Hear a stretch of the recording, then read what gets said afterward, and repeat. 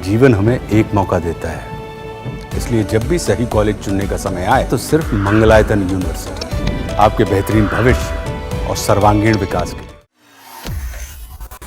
Justice Yashwant Verma cash कांड में बड़ा अपडेट सामने आया है। जांच पैनल की रिपोर्ट में ये बात सामने आई है कि जस्टिस वर्मा के घर कैश मिलने के सबूत हैं।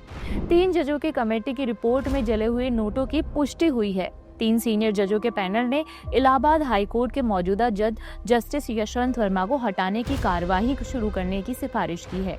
ये सिफारिश उनके सरकारी आवास में लगी आग की जांच के बाद की गई, जिसमें बड़ी मात्रा में जली और अर्धजली करेंसी नोट पाए गए थे। जजों के पैनल की रिपोर्ट में दावा किया गया है कि जस्टिस यशवंत वर्मा को हटाने के लिए पर्याप्त सबूत हैं। बार एंड बेंच की रिपोर्ट के मुताबिक इलाहाबाद हाई कोर्ट के जस्टिस यशवंत वर्मा को हटाने की कार्यवाही शुरू करने की आवश्यकता है।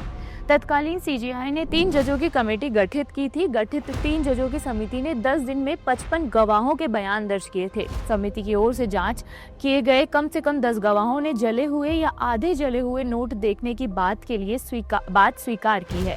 कमेटी के 64 पन्नों की रिपोर्ट में आखिर के 2 पैराग्राफ हैं जो यह निष्कर्ष निकालते हैं कि नकदी 30 तुगलक क्रिसेंट नई दिल्ली के स्टोर रूम में पाई गई थी। रिपोर्ट के मुताबिक जस्टिस यशवंत वर्मा या उनके परिवार के सदस्यों की मौन या सक्रिय सहमति के बिना स्टोर रूम में नहीं रखा जा सकता था।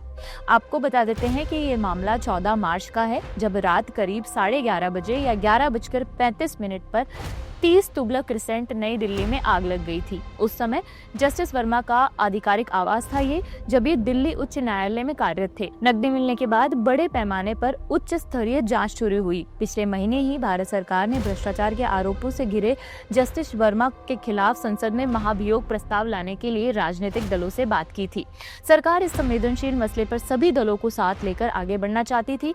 उधर कुछ विपक्षी दलों ने इस प्रस्ताव का समर्थन करने का फैसला किया था। एक महत्वपूर्ण बयान में संसदीय कार्य मंत्री किरेन रिजिजू ने कहा था कि जस्टिस यशवंत वर्मा जो दिल्ली हाई कोर्ट में जज रहे हैं और जिन्हें इलाहाबाद ट्रांसफर किया गया था, ये करप्शन का केस है। महाभियोग प्रस्ताव लाना है। हम चाहते हैं कि हर पॉलिटिकल पार्टी एक साथ इसमें आए। जुडिशरी में करप्शन का मामला गंभीर है, इसमें सब पार्टी मिलकर पहल करें, ये हमारा विचार है।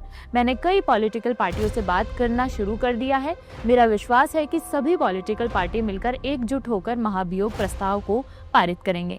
इस केस में फिलहाल इतना ही अपडेट है। इसमें लगातार जो भी अपडेट आता रहेगा वो हम आपको देते रहेंगे। मेरा नाम मनीषा है। देखते रहिए जागरण। शुक्रिया।